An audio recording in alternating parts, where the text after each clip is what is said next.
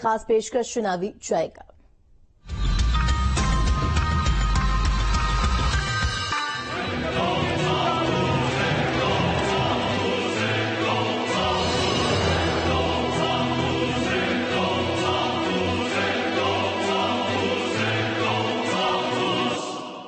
दो 2024 के चुनाव को लेकर बिगुल फूंक चुका है। पहले और दूसरे चरण का जो मतदान है वो पश्चिमी उत्तर प्रदेश में होगा। हम बुलंदशहर के अंदर मौजूद हैं और यहाँ पर मेरे साथ शहर के तमाम वर्ग के लोग हैं। चुनावी चाय पर चर्चा करेंगे इन लोगों से। सभी लोग चाय पर चुस्कियां लगा रहे हैं। जानने की कोशिश करेंगे कि किस तरीके का मन 2024 के चुनाव को लेकर लोगों का है। बाबू जी, जैसे चाय में मीठा है तो किस पार्टी में ज्यादा मीठा दिखाई दे रहा है? हाँ जी, चुनाव का टाइम आ गया है और बुलंदशहर में 26 अप्रैल को चुनाव है, दूसरी शिफ्ट का। यहाँ पे जनता के लिए जो कुछ हो रहा है सब काफी हो रहा है। सड़कें वड़कें सब दुरुस्त हैं, अपराधों में कंट्रोल है और जो भी सरकार से सहायता मिल रही है जनता तक पूरी पहुंच रही है। इसलिए सरकार की तमाम योजनाएं, आयुष्मान कार्ड है, ये तमाम जो वृद्धा पेंशन है, उनकी क्या स्थिति है?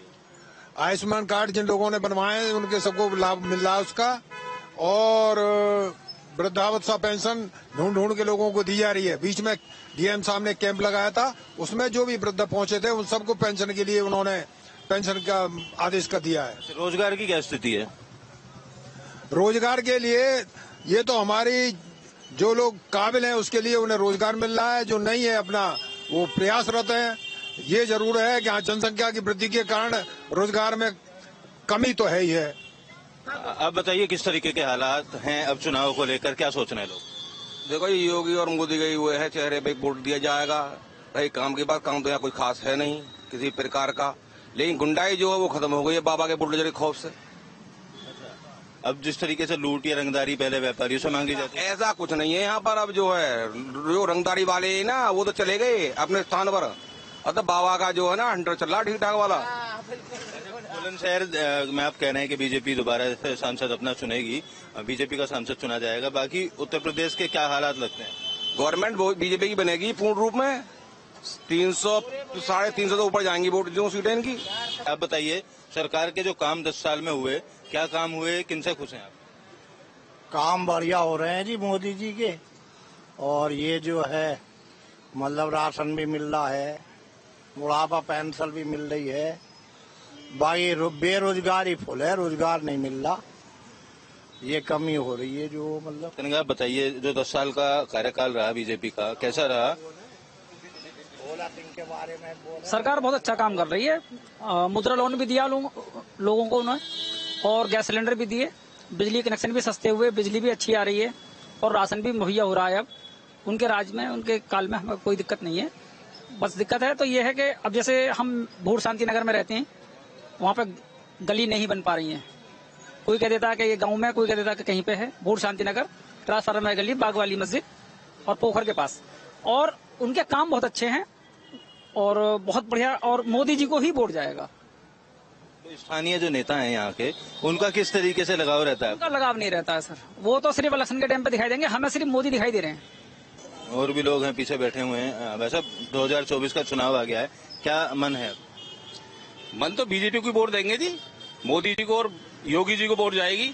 मगर ये है, एक प्रॉब्लम है कि पता नहीं ये जो पार्टी है अपनी बीजेपी की और इसके निचले स्तर के जो लोग हैं वो अच्छे नहीं हैं। वो कभी भी गांव में या देहातों में जाकर दौरा नहीं करते, कभी ये नहीं देखते कि हाँ भाई हमारे यहाँ गांव में क्या दिक्कत चल रही है।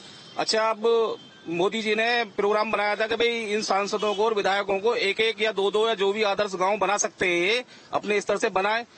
हमें आप बताएं कि भोला सिंह जी या संजय शर्मा जी के इन लोगों ने कोई भी एक गांव बताए इन्होंने आदर्श गांव बनाया हो जहां की स्थिति बहुत अच्छी हो। आपको क्या लगता है, पीवा हो, क्या लग रहा है 2024 को लेकर? 2024 को लेकर ऐसे लग रहा है कि बस कर तो सब सही रहे हैं, पर देखो वोट बीजेपी को है, मोदी योगी। नौकरी के मामले में अभी पेपर दिया था तो पेपर लीक हो गया, और करें तो क्या करें, पढ़ने में जैसे तैसे पढ़ते हैं घरों से, अब पेपर देने गए तो पेपर लीक हो गया।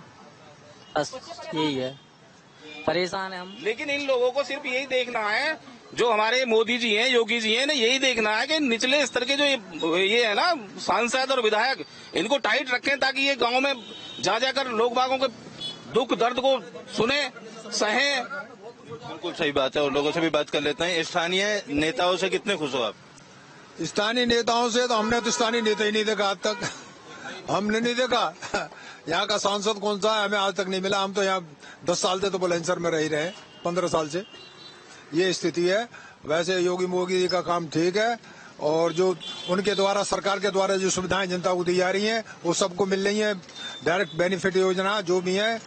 और थोड़ी सी हमारी तो एक कहना है सरकार से कि सरकार जो है कर्मचारियों की जो पेंशन उन्होंने बदल दी है, नई पेंशन स्कीम, इसे चेंज करके पुरानी पेंशन जो चाह रहे हैं लोग उन सबको पुरानी पेंशन स्कीम के अंतर्गत पेंशन दी जाए, जिससे उनका भी लास्ट में जाके जीवन का उद्धार हो जाए और किसी के आश्रित ना रहे। बिल्कुल, सब लोगों की अपनी अपनी राय है 2024 के चुनाव को लेकर। और स्थानीय अगर नेता हैं, स्थानीय नेताओं को लेकर नाराजगी, आप क्या कहेंगे? बाबूजी यहाँ तो मोदी और योगी की बात है, और यहाँ हम किसी ये जानते भी नहीं है, वो उनसे टीवी पर सुनते हैं। सारी सुविधाएं मिल रही है, सब बात मिल रही है। केवल ये रोजगार का जो काम है थोड़ा सा यही फिसल रहा है, और ये सब काम बढ़िया है।